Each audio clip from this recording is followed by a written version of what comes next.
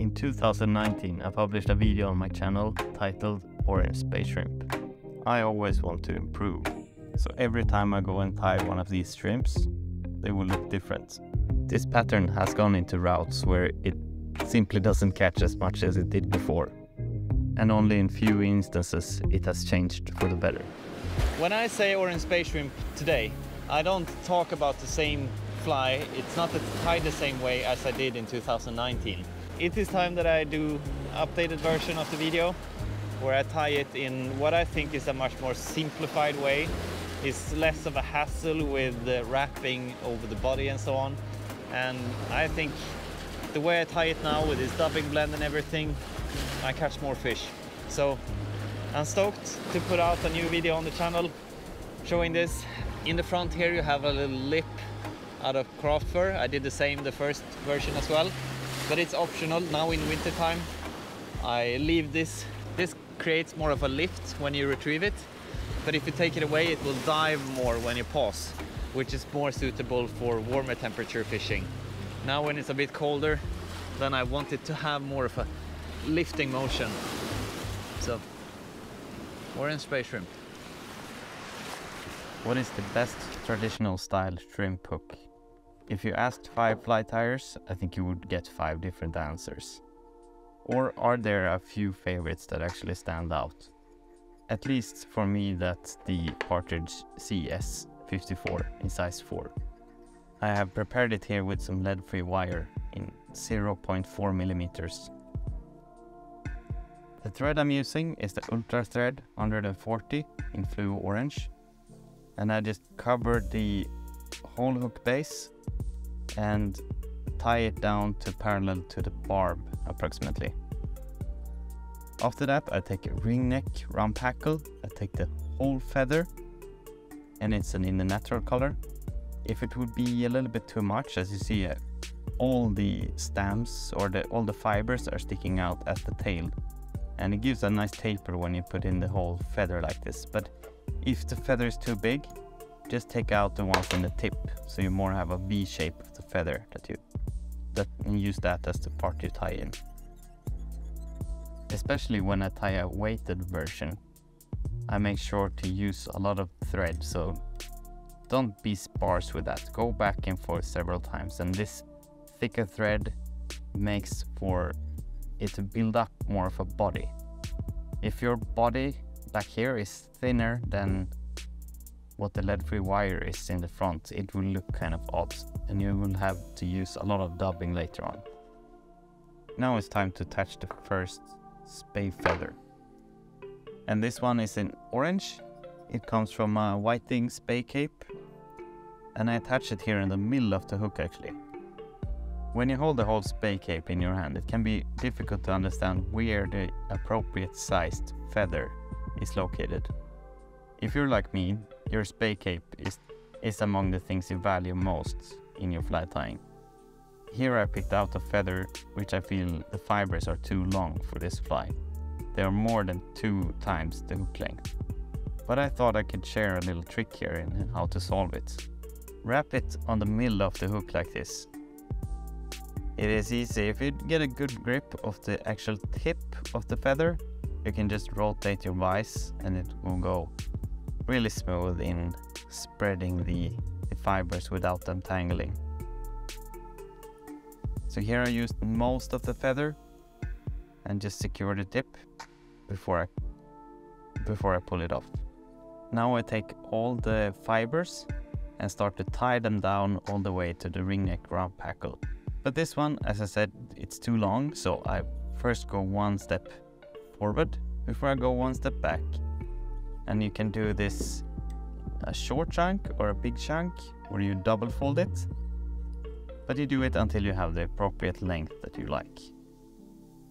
In the tail I will also use 2 different flashes, fluorofiber, here in hot orange.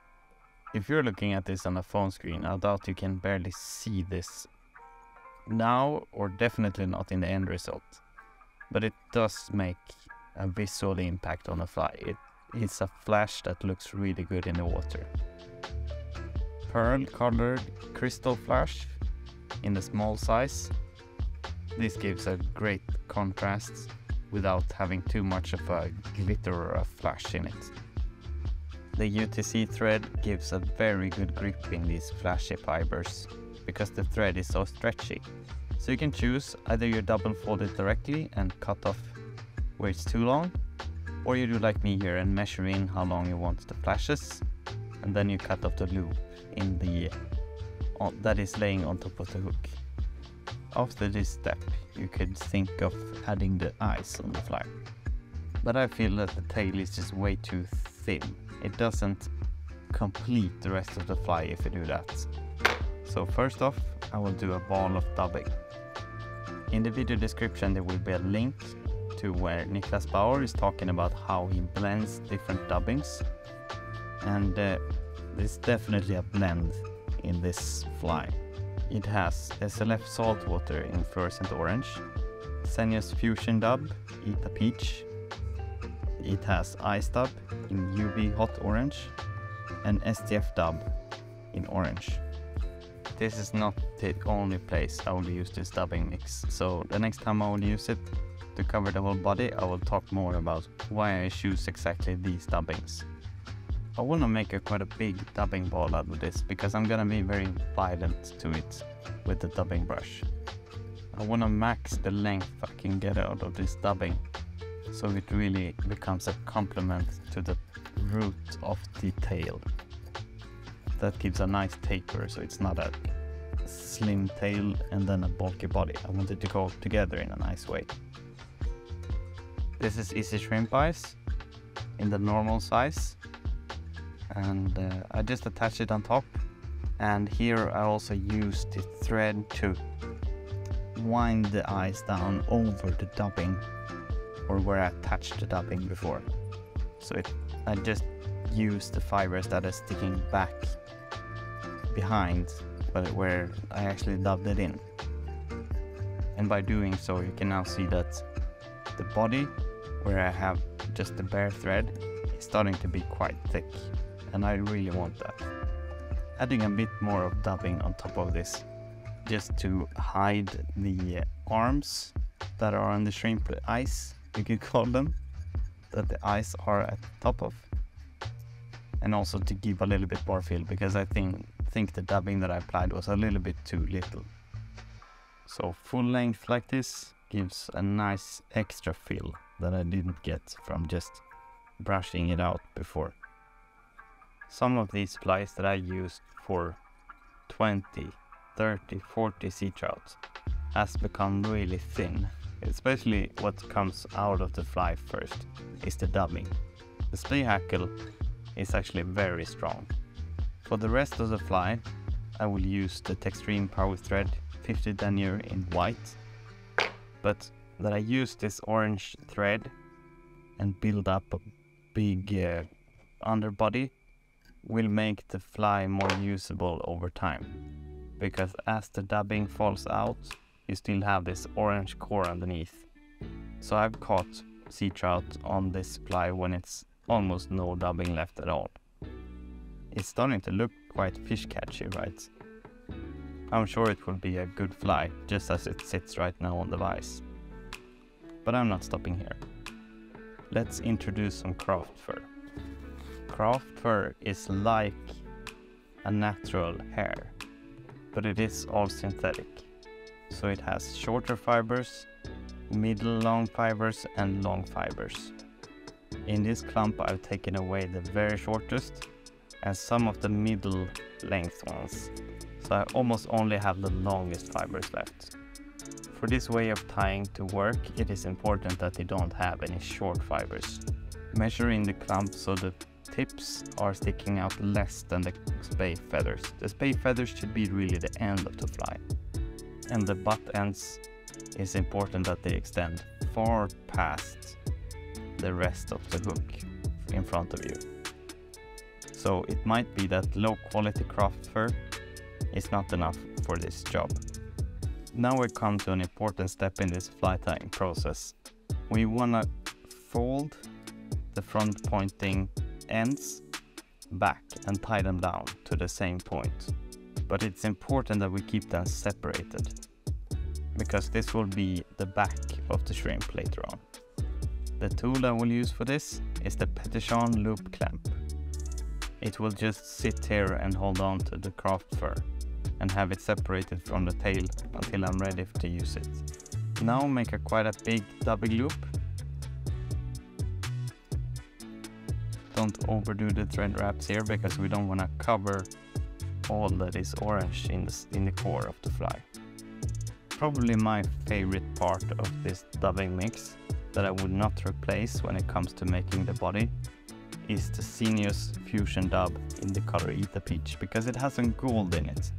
So if you don't have this dubbing, add a little bit of gold from something else. A pure gold ice dub there is, for example. But the amount that is in this mix, I feel is enough for this fly. I do have some ice dub in the blend, and that is in the UV hot orange. There are both ice dub that is in the UV series and the ones that are not in UV.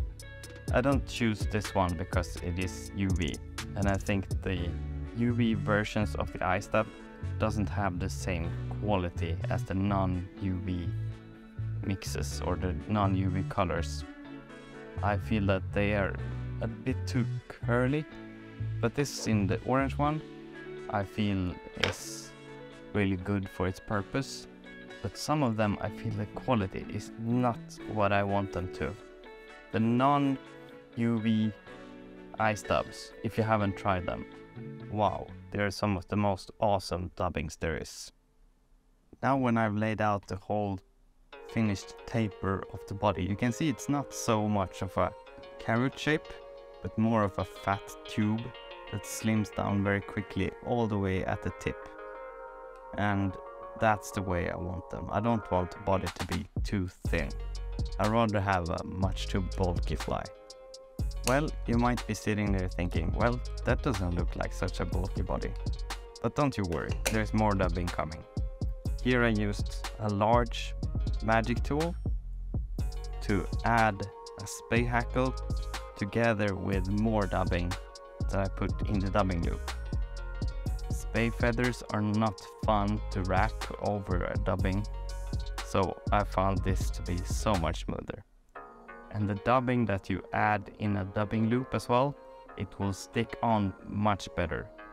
And when you do a layer of like this dubbing loop will be like a ribbing over the dubbing that is underneath as well, so it will be very secure. So this fly will last for so many more trouts. Everything should be very well secured in this dubbing loop now, but I'm just brushing it a little bit to fix any kind of tangles there is with the Spey fibers. There is probably not a big surprise that this feather comes from whiting, and they have some of the, or maybe only, Spey hackle there is. The quality is just outstanding. This one is from the Bronze grade.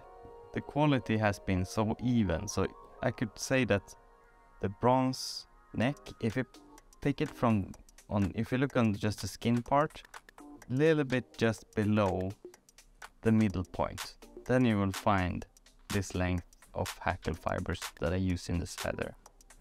The necks are just that similar.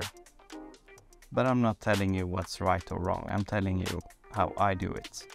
And it could actually be in years from now that the gene pool in the whitings farms look different, so in the middle the fiber length can be totally different. But as if now at least they are about here. They have the ambitions to have the center feathers to be the size that most fly tyers would like to use, because they are the most numerous on a neck. It's incredible what they can do. Finish off this dubbing loop securely, because this could be what ruins your fly if you don't. Now we have a really bulky body, and we want to push all these dubbing fibers down, as well as the hackle fibers. We do with this with the Velcro dubbing brush, just drag down, down, down, so we can fold the back over as little exposed tips as possible, so we have all that down. Take off the loop clamp quite gently so you don't damage the craft fur. It can be quite stuck in the craft fur. I like to brush it out a little bit now before I fold it down to have everything nice and lined up. A whole clump of craft fur like this is very strong, and you have it well secured in the other end, so you can be quite violent if you want to have it like a low profile sitting flat on it. If you would make it a little bit loose, then it would be more of a buoyant fly, so you can almost have it like my very similar fly that I use a lot, the floating Spey shrimp. That uses foam on the back instead. The way I will tie it now makes for it dive quite a lot when you pause it, so it has a bit of a jigging motion because of the lead-free wire underneath as well. This way of finishing the fly I think is the most neat looking way, and I try to be very sparse with the amount of thread wraps that I use in the end here. The 50 denier thread makes it possible to do a very little ending of the fly here, and I think that looks really nice. But here you can just choose to trim off the craft fur with a few millimeters sticking forward. But I want to tighten it as much as I can now and cut it off with my finest scissor to have a as close as possible finish. So cover everything that is left with the thread wraps. The now orange thread will look so nice when I finish it. The inspiration for tying this fly comes from a mix out of the pate gris and what Niklaus Bauer has made, the flexman Spey shrimp. For me this is much more of a fun way of tying the fly when I don't have to wrap with any type of ribbing over the back shield. With tying it with exactly the same materials, you can choose several ways to end the fly, and there completely change how the fly will behave in the water. If you tie it in with slack, if you leave the front ends, will determine a lot in how the fly will be fished. So the colder the temperature, do as much as you can to add some buoyancy to the fly. But if you fish in warmer water, like this is my favorite fly most likely for autumn fishing, and then the water can be quite warm. This fly is perfect then. Continuing the orange coloring of the thread before doing some whip finishes to end the fly. I told you that a clump of craft fur like this is very durable, but something it's not tough against is trout teeth. They would just slaughter this fly if you would leave it like it is now. The solution is to have some flexman and lay it on top of the back. Just a thin coat will make the whole thing stay together. So okay Robert, now we tie this fly. When would you actually recommend using this fly? Well, it can be of course used any time of the year, but the ideal scenario that I would paint up when I caught so many fish on it is autumn.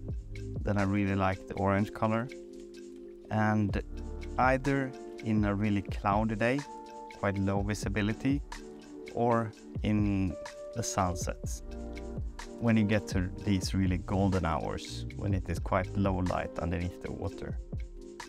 In the video description down below you find a complete list of all the materials I've been using.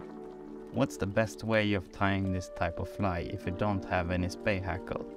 Well, I guess that's something for an upcoming video. I will still develop that over time.